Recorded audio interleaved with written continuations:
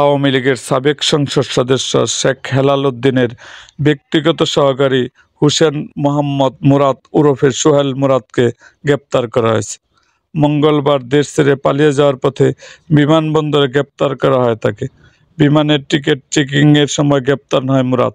রাতে শাহজালাল আন্তর্জাতিক বিমানবন্দর থেকে তাকে আটক করা হয়। এরপর ঢাকা মহানগর গোয়েন্দা ডিবি পুলিশের কাছে তাকে হস্তান্তর করে বিমানবন্দরের আইনশৃঙ্খলা বাহিনী। ডিবির অতিরিক্ত পুলিশ কমিশনার রেজাউল করিম মল্লিক গ্রেপ্তারের বিষয়টি নিশ্চিত করেছেন।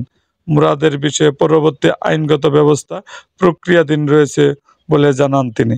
একটি সূত্র বলছে, মুরাদ শেখ হেলালের ক্যাশিয়ার ছিলেন। শেখ হেলালের ক্ষমতার ব্যবহার করে হাজার কোটি টাকার মালিক হয়েছেন মুরাদ। গুলশানের ব্যবসায়ীরা তার বয়ে তটস্থ থাকত। টেন্ডারবাজি, কমিশন বাণিজ্য করে বিপুল সম্পদের মালিক বনে যায় মুরাদ।